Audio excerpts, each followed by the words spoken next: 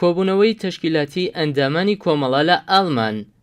ڕۆژی شەممە 15 مانگی نۆڤامبر کۆبوونەوەیەک بە بەشداری ئەندامانی کومیتەی دەرەوەی وڵات و هەروەها بەشێکی بەرچاو لە ئەندامانی کۆمەڵەی شۆڕشگەڕی زەحمەتکێشانی کوردستانی ئێران لە شاری کۆڵنی ئاڵمان بەڕێوە چوو.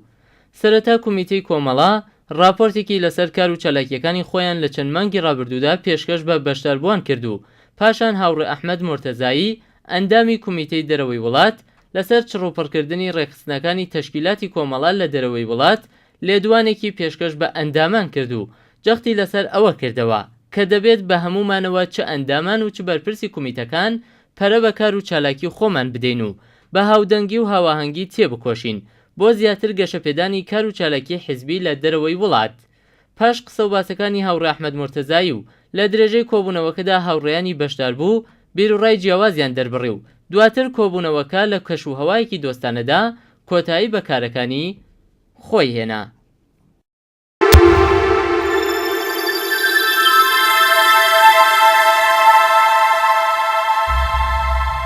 بە بەشداری 5 لایەنی سیاسی کوردستانی ڕۆژهەڵات سمینارێک لە سوئێد بەڕێوە چوو. ڕۆژی شەممە 15 نۆڤەمبر بە بەشداری هاوڕێ ناهید بەهمەنی ئەندامی دەفتەری سیاسی کۆمەڵە و نوێنەرانی 4 لایەنی سیاسی دیکەی کوردستانی ڕۆژهەڵات سمینارێک لە وڵاتی سوئێد لە پەیوەند لەگەڵ کوردستانی ڕۆژهەڵات بەڕێوە چوو.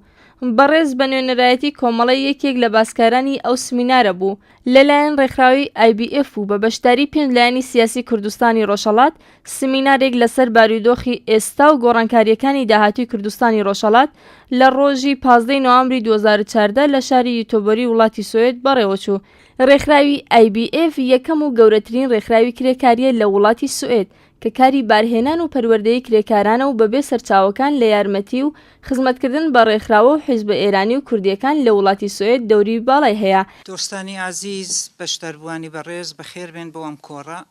بەخێراتنتانەکەم هەم لەلایەن کۆمەڵەوە و هەم لەلایەن خۆمەوە. هیوادارم نمونەی ئەم جۆرە کۆڕانە بە مەبەستی هاودەنگکردنی ئۆپۆزیسیۆنی کورد لە کوردستانی ئێران زۆرتر بێ. من هەر لەو چوارچێوەدا کە داڕژاوە قسەکانم سەعیەکەم کە لە کاتی خۆیدا تەواو بکەم. هەموو ئێوە کە لێرە دانیشتوون ئاگادارن کە لە مێژووی تەنگ و چەڵەمەکان و بەسەرهاتەکانی نەتەوەی کورد لە هەر چوار پارچە و تاریخەن دەزانن بە قەراردادی سایسپیکۆ چ داهاتوویەک بۆ گەلی کورد داڕژا درست لە 100 ساڵەوە پێش لە 1916 و لەو کاتەوە کورد لە هۆڤیەت و مەوجودیەتی خۆی بێبەش کرا و وڵاتەکەی بە سیاسەتێکی ئەستیعماری بەدەستی ئینگلیس و فەڕەنسە دابەش کرا. دوای ئەوە دوای شەڕی چاڵدران ئەوەی بەسەر کورد هات بەشێکی زۆر لە خاکی کوردستان کەوتە دەست تورکەکان و ئیلا ئاخر و بە مەوازاتی ئەو تەنگ و چەڵەمانەوە بێبەشی و بێهۆڤیەتکردنەی کە بەسەر کووردا هاتووە خەباتەکەی بەردەوام چەند قات بووە بۆ ئەوەی هەم بتوانێ ئەوەی لە دەستی داوە بیسێنێتەوە و هەم بتوانێ موجودیەتی نەتەوەیی و تەنانەت ئینسانی خۆی وەکو باقی میلەتان بسەلمێنێ. ئەو خەباتەش هەر لە شۆڕشی شێ مەحمووە و لە شۆڕشی دەرسیمە و لە دوای ئەوە مەسئلەی کۆمەڵەی ژێکاف و کۆماری کوردستان کە ئەوانە پێکاتەهای پێشکەوتوو نسبەت بە زمانی خۆی بوون و بنەڕەتی حیزبایەتیان لە کوردستان دانا. دوای ئەوە شۆڕش لە کوردستانی باشوور لە شەستەکاندا شۆڕشی ئەیلول و دوای ئەوە شۆڕش لە ڕۆژهەڵاتی کوردستان 1979. هەموو ئەمانە پەیکەرەهایەک پێشڕەوی لە و نوتفەها و هەوێنهایەک لە پێشڕەوی لە قەزیەی کورد و خەباتی کوردی تێدا بووە. لە ڕۆژهەڵاتی کوردستان ئێمە ئاگادارین لە ساڵی 1979 بە مقایسەکردن و بەراوردکردن لەگەڵ باقی ئێران لە کاتێکدا ئەو شۆڕشە ناوەرۆکێکی کامڵان پێشکەوتن خوازانە و مۆدێڕنی پێوە دیار بوو و تەنانەت بەشی ئائینیەکەشی دموکرات و تەرەفداری بزوتنەوەی سێکولاریزم بوو لە کوردستانی ئێران، لە تاران و لە ناوەرۆکی ئێران دەسەڵاتێک لە دەسەڵاتێکی ئاینی پەسڕە و دواکەوتوانە بەسەر خەڵکدا زاڵ بوو، بەڵام لە کوردستان سیما و هێمایەکی دیکە لە پێشکەوتویی بەخۆیەوە دەبینی. منزورم ئەوەیە کە ئەلعان وەزع لە ناوچەکە گۆڕاوە و کاک حەسەنیش ئیشارەی پێکرد. من پێم وایە پریشکەی بەهاری عەرەبی کەوتووەتە ڕۆژهەڵاتی ناوەڕاست و تا ڕادەیەکی زۆر ڕاستەوخۆ داوێنی کوردی گرتووەتەوە. ئەوە لەو بڕوایەدام هیچ کات بە ئەندازەی ئەوڕۆ کێشەی کورد، پرسی کورد، مەسئلەی کورد و بوونی و هۆڤیەتی نەتەوایەتیەکەی نەکەوتووەتە بەر سەرنج و دیدەی جیهانیان و پشتیوانی جیهانی بۆ خۆی ڕەنەکێشاوە بە ئەو ئەندازەی کە ئەوڕۆ هەیە.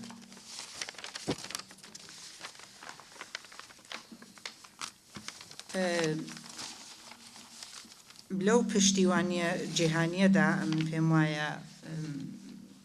هەروەکو ئەوڕۆ ئەیبینین کوبانی، شەنگاڵ، دەستەواژەهای و پێشمەرگە، بزوتنەوەی کورد، هەموو ئەوانە بوون بە ڕەمزێک لە پێشکەوتویی و هێمایەک بۆ ئازادیخوازی. لە سێ پارچەی کوردستان هەرکام بە عوامڵێکی دەرەکی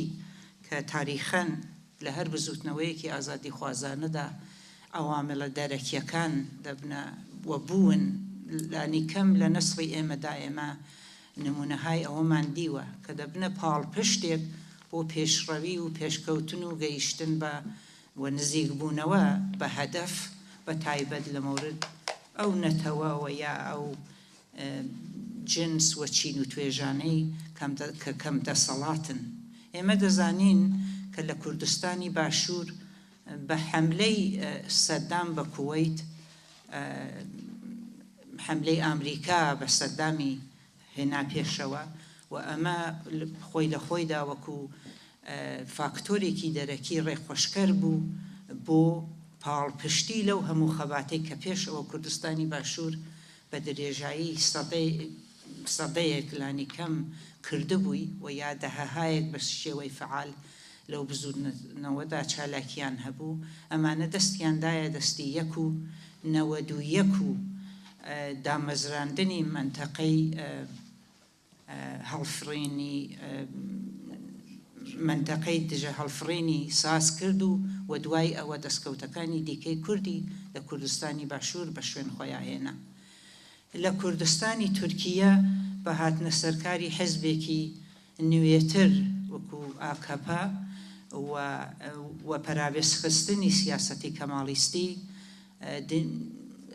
ڕەوزەنەیەک و بۆشاییەک بە هەرحاڵ نورێک لە پێشکەوتن بۆ کورد، لانی کەم ئەوەی کورد بە ڕسمیەت ناسراوەوە لە تورکی شاخی بە کورد تەبدیل بوو لە کوردستانی تورکیە و دوای ئەوە پرۆسەیە دامەزرا بۆ مەسەلەی ئاشتی لە کوردستان و دیسانەوە پاڵپشتی جەهانی بۆ ئەم قەزیە هاتە پشت کوردستانی باکوور ساز بوو. لە کوردستانی سووریا ئاگادارین کە مەسئلەی لە نۆی ژوئانی 2014دا جەرەقەیەکی لێدا و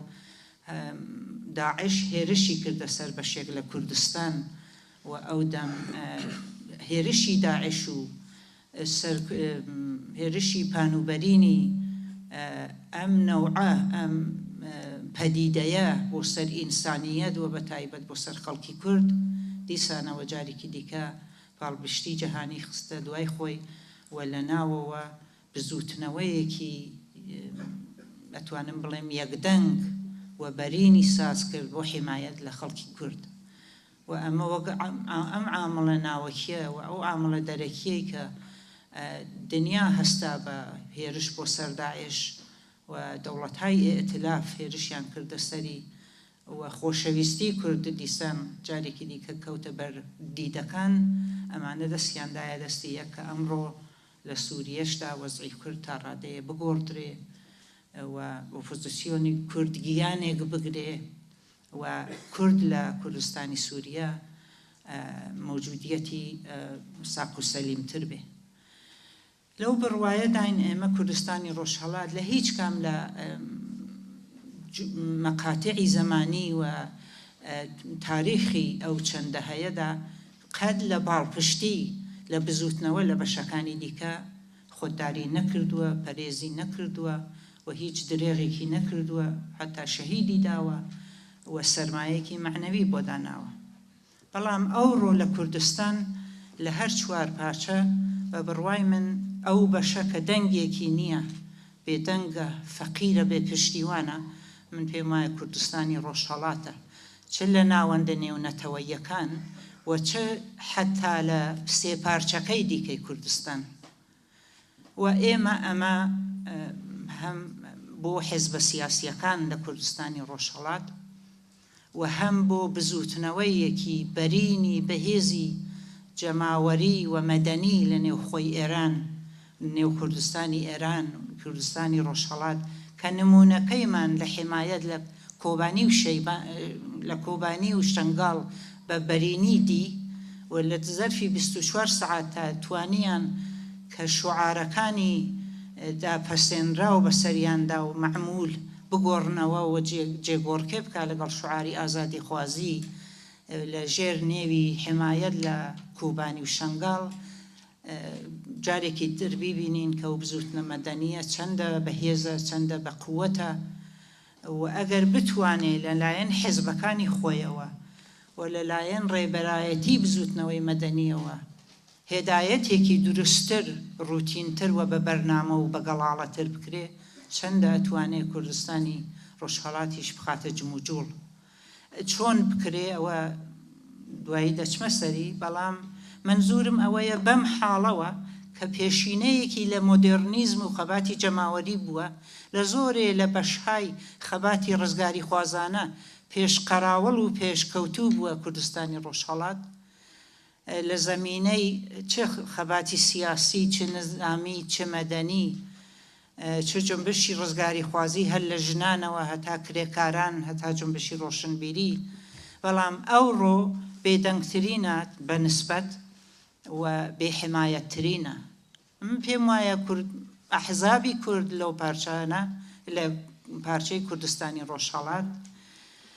ئەوەی کە دەبێ بیکە ئەلعان ئەوەیە کە لە حاڵەتی هەم حیزبەکان هەم خەڵکەکەی چی دیکە لە حاڵەتی حمایەت لە بەشەکانی دیکە بەوە بخۆی ڕازی نەبێ. ئەمە لازمە، بەڵام ئەمە کافی نییە بۆ سەرکەوتنی کورد لە پارچەی ڕۆژهەڵات. درستە ئێمە لە دوای لە دەستدانی منتەقەی ئازاد و پاڵپێوەنانمان بۆ منتەقەی کوردستانی عێراق و لەو دوایش ئەولاتر بۆ هەندەران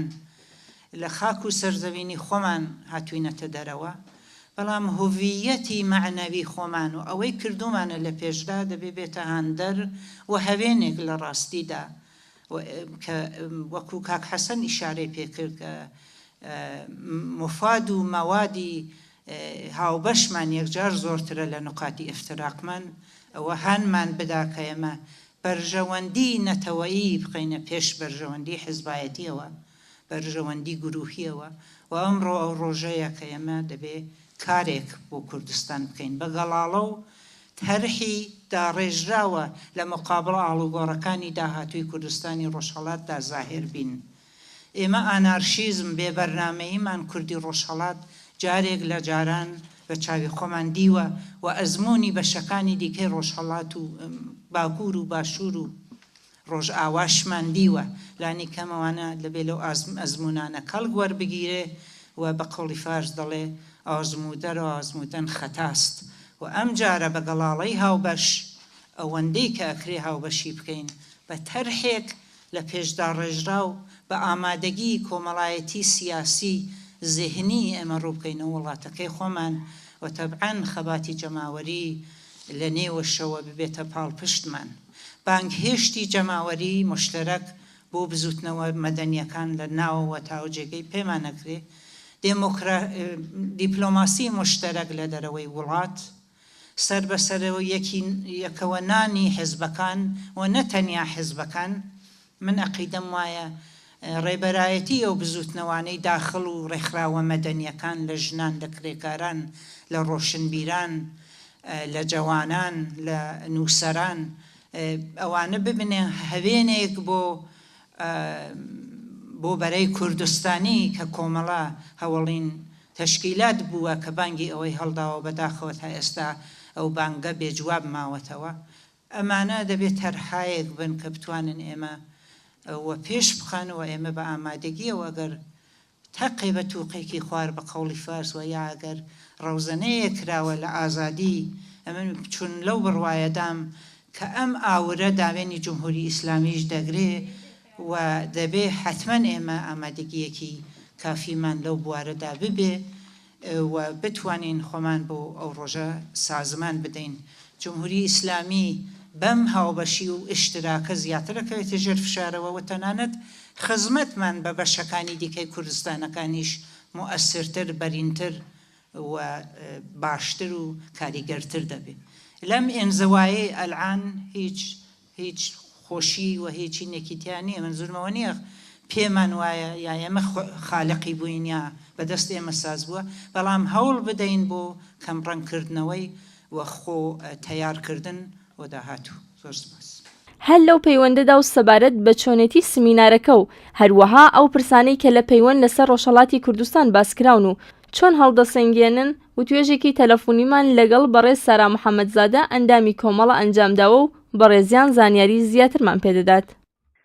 ڕێکخراوی ABF گەورەترین ڕێکخراوی کرێکاریە لە وڵاتی سوێد و هەموو کات هاوکاری حیزبە کوردیەکان و ڕێکخراوەکانی تری کردووە. هەر بە بانکێشتی ئەو ڕێکخراوەیە بوو تا ڕۆژی شەممە 15 نۆڤەمبری 2014 لە فۆلکێستهوستی یەنتۆریەتی شاری گۆتۆبۆری وڵاتی سوئێد سیمینارێک لەژێر ناونیشانی ئەمڕۆی ڕۆژهەڵاتی کوردستان و گۆڕانکاریەکانی داهاتوو بە بەشداری 5 حیزبی ڕۆژهەڵاتی کوردستان بەڕێوەچوو. هەریەک لەو 5 حیزبان نێرانی خۆیان نردبوو بۆ سیمینارەکە کە بریتی بوون لە بەڕێز ناهید بەهمەنی نوێنەری کۆمەڵەی شۆڕشگەری زەفەرکێشانی کوردستانی ئێران، بەڕێز مەنسوور عەزیزی نوێنەری حیزبی دموکراتی کوردستانی ئێران، بەڕێز ڕەزا کەعبی نوێنەری کۆمەڵەی زەفەرکێشانی کوردستان، بەڕێز حەسەن حاتەمی نوێنەری حیزبی دموکراتی کوردستان و هەروەها بەڕێز دەماڵ بزرگپور نوێنەری کۆمەڵە ڕێکخراوی کوردستانی حیزبی کۆمونیستی ئێران. سیمینارەکە سەرەتا بە بەخێرهاتنی کاک کامیل کە یەکێک بوو لە کارمەندانی ABF-ەکە دەستی پێ کرد و زۆر بەخێرهاتنی بەشداربووان و ئامادەبووان و نوێنەرانی ئەحزابی کرد و دەستخۆشی لێکردن کە بەدەم بانکێشتەکەەوە هاتبوون و هەروەها لە درێژەی سیمینارەکەدا کە بە پێشکەشکاری هاوڕێ دڵنیا ڕەحیمزادە بوو ئیدامەدرا. سیمینارەکە لە کاتژمێر 2 نیوەڕۆ دەستی پێ کرد و قرار بوو تا ساعەتی 5 دوانیوەڕۆ بێت، بەڵام بەهۆی ئەوەی کە پرسیاری بەشداربووان زۆر بوو کاتەکانی سەعات درێژ کرایەوە تا 5:30 درێژەی کێشا. سیمینارەکە لە دوو بەش پێکات و بەشی یەکەمیان تەخان کرابوو بۆ نوێنەران کە بۆ پرسیارانەی بۆیان ئامادە کرابوو وەڵامی پرسیارەکانیان دایەوە و بەشی دووەمیش تەخان کرابوو بۆ بەشداربووان. پرسیاری بەشداربوون کە ئەگەر پرسیارێکیان هەبوایە لەلایەن نوێنەرانەوە وەڵامیان دەدرایەوە. ئەو 4 پرسیارەی کە ئاراستەی هەریەک لە نوێنەرانی ئەحزاب کرابوو بریتی بوون لە یەکەم پرسیار ئەوە بوو کە ئایا لە کاتی هاتنەکایەی هەلومەرزی گۆڕانکاریەکاندا ڕۆڵتان چییە بێ بۆ دابینکردنی مافەکانی گەلی کورد لە ڕۆژهەڵاتی کوردستان؟ دووەم پرسیاریان ئایا لە ڕێڕەوی کار و ئامانجی حیزبە کوردیەکان خاڵی جیاواز زۆرترن یان خاڵی هەڵبەش؟ سێم پرسیار ئەوە بوو کە ئایا ئاسەنگ چییە لە بەردەم دروستکردنی پلاتفۆرمێکی کوردی هەڵبەش بۆ نوێنەرایەتی دۆزی کورد لە ئێراندا؟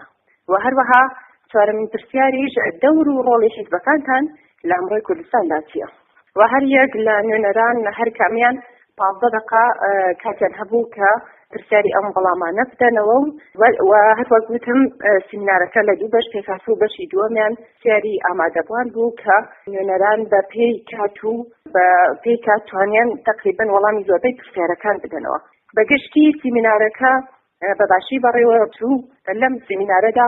ڕێژەیەکی باش و بەرچاو لە هەموو لایەنێک بەشداریان تێدا کرد بوو و زۆر بە گەرم و گوڕێەوە پێشوازی لێکرا و جێ دڵخۆشی بوو بۆ هەموو لایەکیش. هەموو لایەک ئاواتەخواست بوون و هیوادار بوون کە لەم جۆرە سیمینار و کۆڕکوبوونەوەنە بەردەوام بێت و درێژەی پێ بدرێت و بە تایبەتی کە هەر وەک خۆمان دەزانین لەو بارودۆخەدا کە بەهۆی ئەو ئاڵۆزەی ئێستاکە کەوتۆتە ناوچەی ڕۆژهەڵاتی ناوەڕاست و کاریگەریەکانی لەسەر وڵاتان و بە تایبەتی لەسەر بەشە جیاوازەکانی کوردستان کە وەک خۆشتان ئاگادارن ئێستاکە کورد لە باشووری کوردستان توانیوێتی بەهۆی خەبات و تێکۆشانی خۆرماغەکانی تەڕادەیەک دابین کرد لە هەمان کاتدا لە باکووری کوردستانیش پرۆسەی ئاشتی و دیالۆگ لە نێوان تورکیە و کوردی ئەو پارچەیەشدا لە ئارادایە و هەروەها کوردەکانی ڕۆژاوای کوردستانیش لە سووریا توانیویانە کاڵک لەو دەرفەتە وەربگرن و تا ڕادەیەکی باش کێشەکانیان بەرپەستە بێتەوە. من پێم وایە لە هەلومەرزێکی لەو چەشنەدا و بەهۆی سەرکوتی هەمەلایەنەی ڕژێمی کۆماری ئیسلامی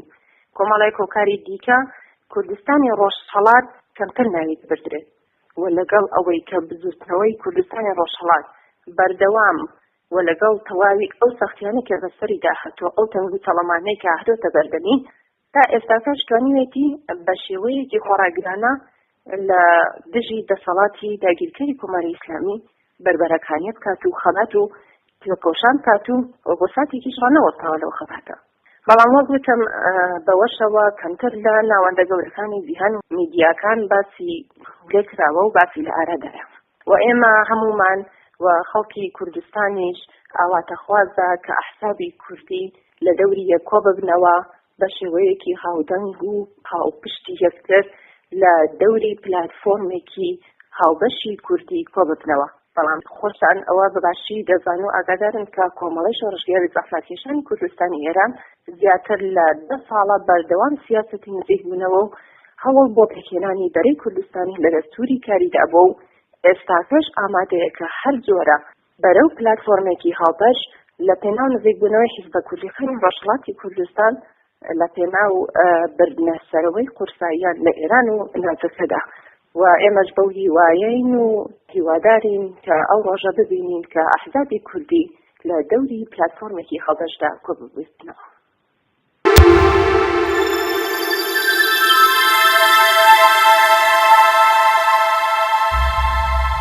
وتوێژی بەڕێز ئەبوبەکر مودەڕسی ئەندامی دەفتەری سیاسی کۆمەڵی شۆڕژگەری زەحمەتکێشانی کوردستانی ئێران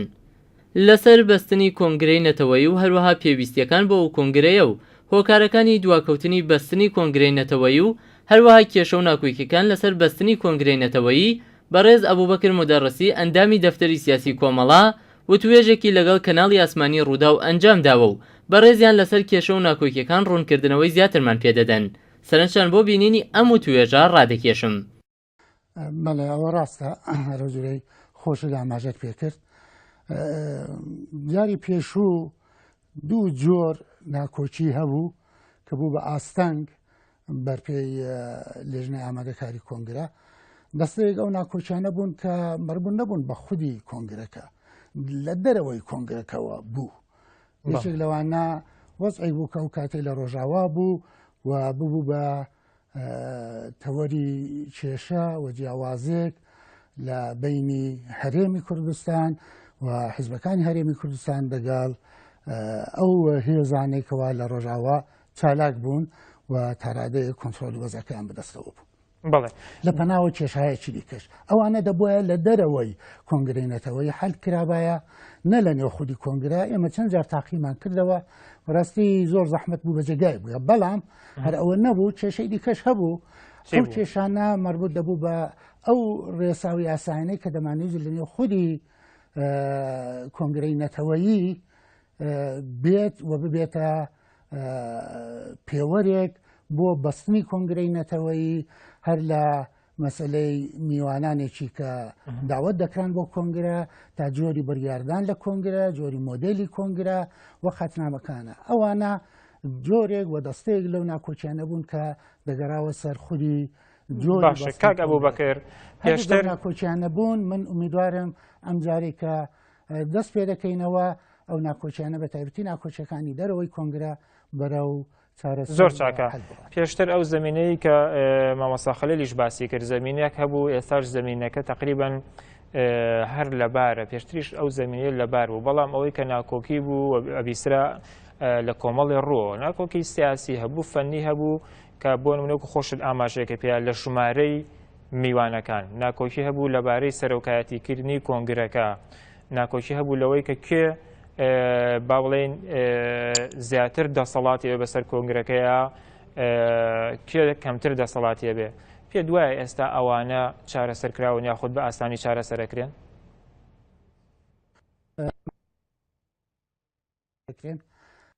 سەریش نەکراون چون مناقشەکان لەوێ بە ئەنجامێکی بەڵام بە بڕوای خۆم قابلی چارەسەرکردن ئەوانە نابێتە ئاستەنجی زۆر گەورە لەبەر پێی کۆنگرەی بەستنی کۆنگرەی نەتەوەیی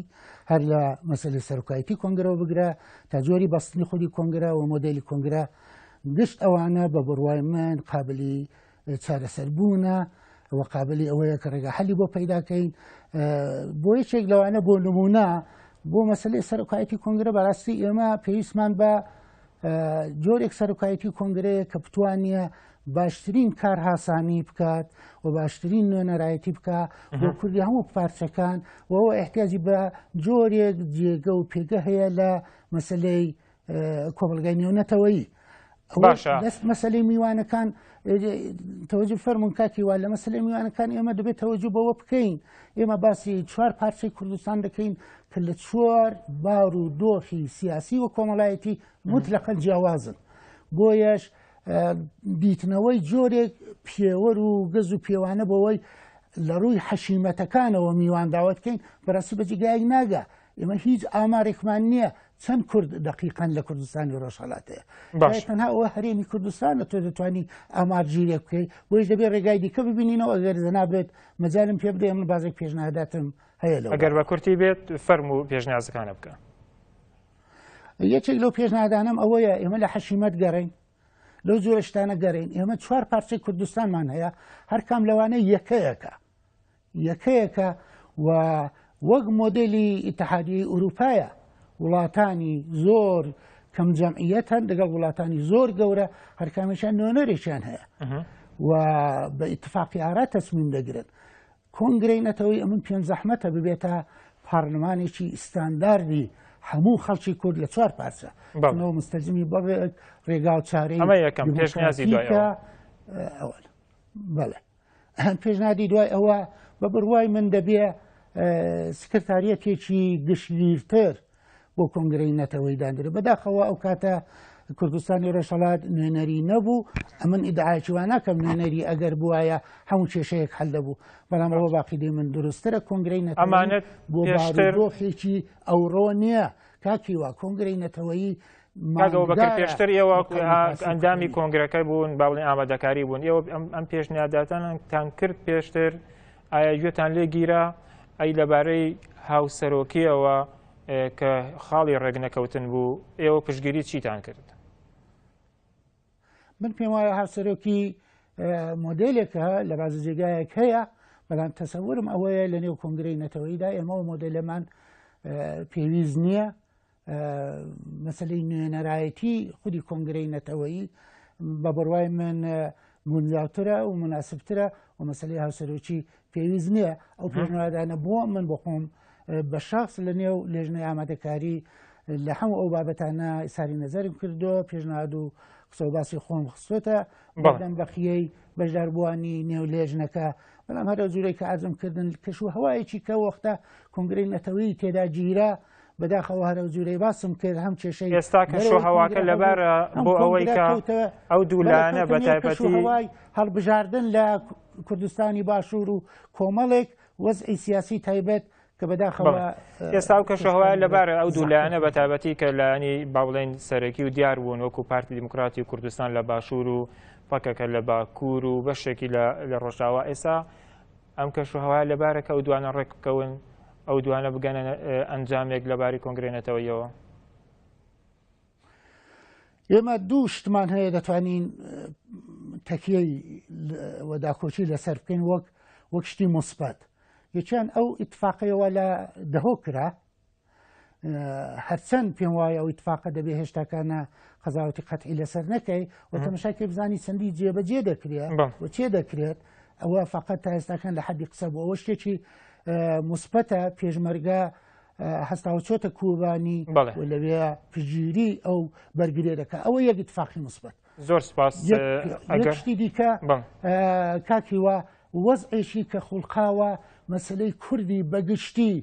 زۆر هێناوەتە نێو ڕۆژەفی کۆمەلگای نێونەتەوەیی کورد ئێستێکانە بە بڕوای من پاڵپشتێکی زۆر گەورەتری هەیە لە نێو ڕایگشتی دنیا و لە نێو جامعەی نێونەتەوەی ئەوانشتی مثبەتن دەبێ بیخۆزینەوە لە باتی ئەوەی 6 گوتار هەبێت لە کۆنگرێنێتەوەیە با 4 گوتار هەبێت لە کۆنگرێنێتەوەیە بۆ ئەمە ناکەن لە پێشە ممکنە بۆ بازە جێگایەک ئەوە بکەی خۆ باشتر بێ کاریگەری باشیشی بێت بەڵام بە بڕوای من پێویست نییە لە پێشدا کۆنگرەی هەرکەم لە پارچەکان بژیرەیە اینجا کۆنگرەی نەتەوەیی تەسەوەری من ئەوەیە ئەوە کارتێکردنێکی دوولایەنەیە لە بینی پارچەکان و کۆنگرەی نەتەوەیی دیارە جیاوازی هەیە لەوانەیە بڕێکی ناکۆچی هەبێ کە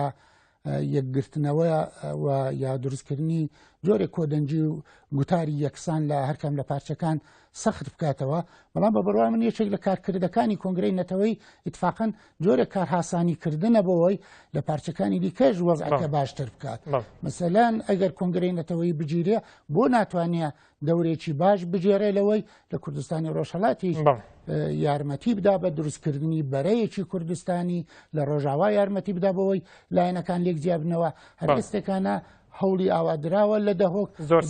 تاسیری بۆ ئەگە کۆنگرەی نەتەوەیی بێ دەتوانێت تاسیری بێت زۆر سپاس بەڕێز ئەبوبەکر مدەریسی ئەندامی دەفتەری سیاسی کۆمەڵی شۆڕژگەری زەحمەتکێشانی کوردستانی یاران کە لە ستۆدەکان مەلە سلێمانی و لەگەڵمان بێت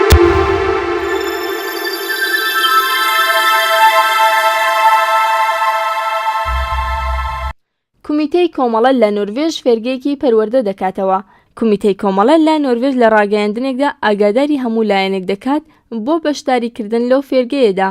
دەقی ڕاگەیاندنەکە بەم جۆرەیە.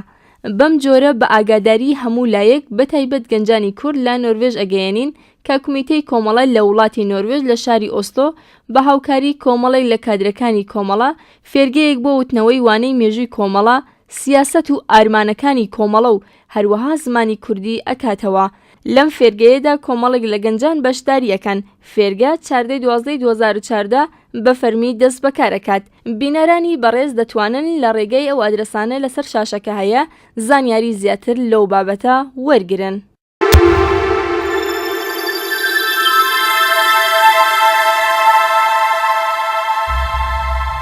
سەردانی هەیئەتی حیزبی دیموکراتی کوردستانی ئێران لە کۆمەڵەی شۆڕژگێر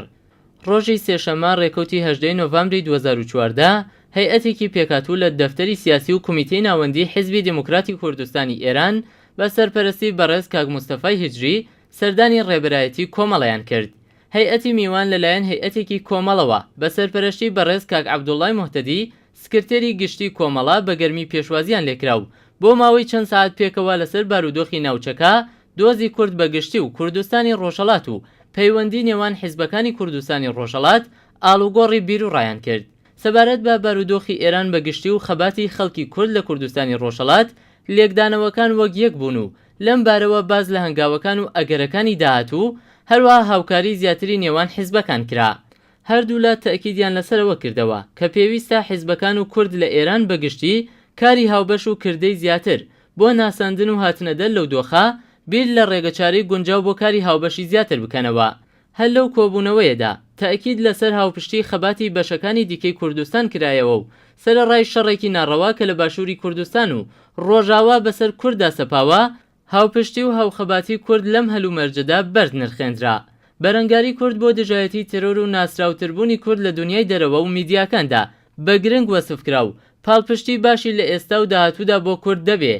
هەروەها باز لە پتەوترکردن و پەرەپێدانی کاری هاوبەشی نێوان هەردوو حیزب کرا. جێ ئاماژەیە هەیئەتی کۆمەڵا لەم دانیشتنەدا پێکاتبوون لە کاک عەبدوڵڵای موحتەدی سکرتێری گشتی کۆمەڵا، ئەبوبەکر مدەڕسی، فارۆق بابامیری، ئەنوەر محەممەدی ئەندامانی دەفتەری سیاسی، ساڵح شەریفی، ئاعزەم قوبادیپور، خالەت حوسێنزادە و سەلاح بایەزیدی ئەندامانی کومیتەی ناوەندی.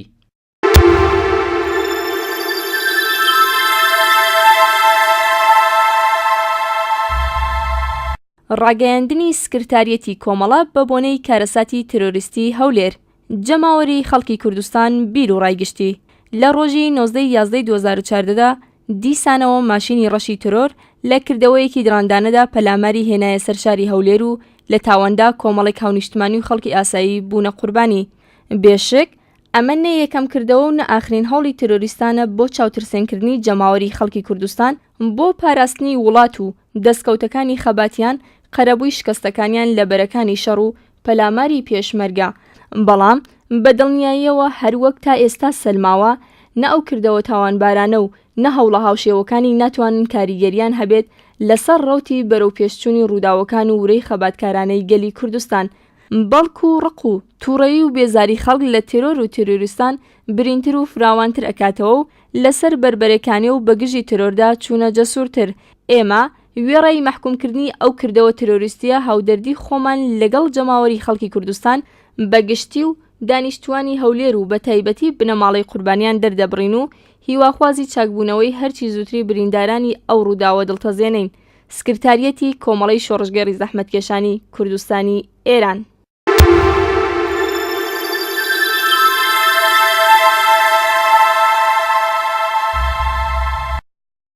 پەیامی سەرخۆشی کۆمەڵا بە بۆنەی کۆچی دوایی دکتۆر کەماڵ فوئاد. ڕێکەوتی 15/11/2014 دکتۆر کەماڵ فوئاد سیاسەتمەدار و دیپلۆمات و کەسایەتیەکی ناوداری کوردستان لە شاری بەرلینی پێتەختی ئاڵمان کۆچی دوایی کرد. دوای 6 ساڵ لە خەباتی ڕۆشنبیری و سیاسی و ڕۆژنامەنووسی و مانەوەی 3 ساڵ لە نەخۆشخانە بە مەبەستی وەرگرتنی چارەسەری پزیشکی،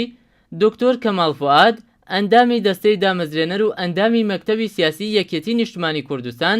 لە بەرلینی پێتەختی ئەڵمانیا کۆچی دوایی کرد. هەر لەو پەیوەندیەدا کۆمەڵەی شۆڕژگەڕی زەحمەتکێشانی کوردستانی ئێران پەیامی سەرخۆشی بە بۆنەی ماڵاواییکردنی هەمیشەیی دکتۆر کەماڵ فوئاد، ئاراستەی مەکتەبی سیاسی یەکێتی نیشتمانی کوردستان و هەروەها بنەماڵەی دکتۆر کەماڵ فوئاد کردووە کە ئەمە دەقەکەیەتی. لەگەڵ ڕێز و سڵاو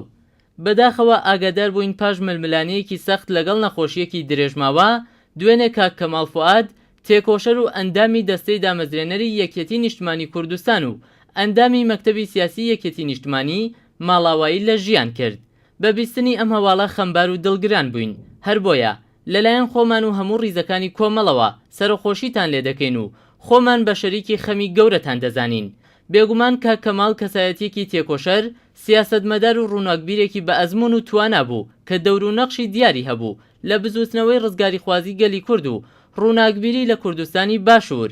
جێی ئاماژەیە دکتۆر فوئاد دۆستێکی نزیکی کۆمەڵە و بزوتنەوەی ڕزگاری خوازی کوردستانی ڕۆژهەڵاتیش بوو. ئێمە ڕێز لە خەبات و تێکۆشانی دەیان ساڵەی دکتۆر فوئادی دۆستمان دەگرین و سەرخۆشی لە بنەماڵەی بەڕێزی دەکەین. دەفتەری سیاسی کۆمەڵەی شۆڕژگەڕی زەحمەتکێشانی کوردستانی ئێران.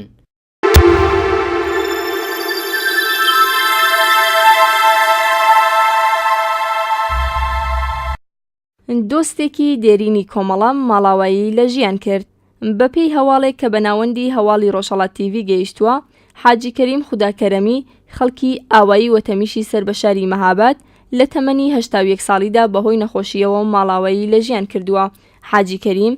دۆست و هەواداری دێرینی کۆمەڵە بووە و ئێمەش هەر لێرەوە پرسە و سەرخۆشی خۆمان ئاراستەی بنەماڵەی خوداکەرەمی و خەڵکی ئاوایی وەتەمیش دەکەین و خۆمان بە شەریکی خەمیان دەزانین و هیوادارین خەمی ئاخریان بێت.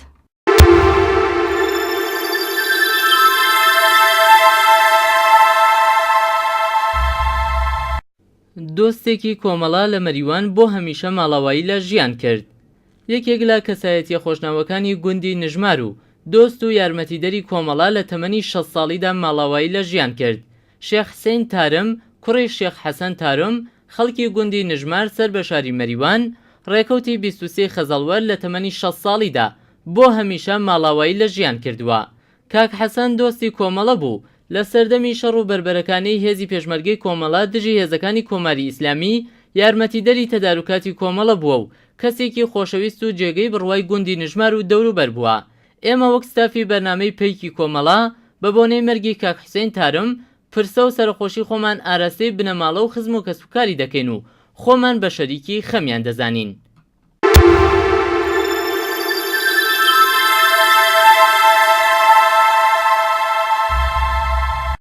برای دوو گیانبەختکردووی کۆمەڵە لە مەریوان ماڵاوایی لە ژیان دەکات. برای دوو گیانبەختکردووی ناوڕیزەکانی کۆمەڵە بە بۆنەی سەکتەی دڵەوە بۆ هەمیشە ماڵاوایی لە ژیان دەکات. ڕۆژی چوارشەممە 28 خەزەڵوەر کاک عوسمان سەعیدزادە برای شەهیدان مستەفا سەعیدزادە و عەلی سەعیدزادە بەهۆی سەکتەی دڵەوە لە شاری مەریوان ماڵاوایی لە ژیان کرد. جێگەی ئاماژەیە کە کاک عوسمان کەسێکی دڵسۆز و خۆشەویستی کۆمەڵانی خەڵکی شاری مەریوان و دەوروبەری بووە. ئێمە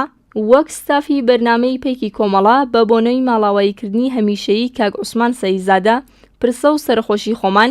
لە بنەماڵە و خزم و کەسوکاری دەکەین و خۆمان بە شەریکی خەمیان دەزانین.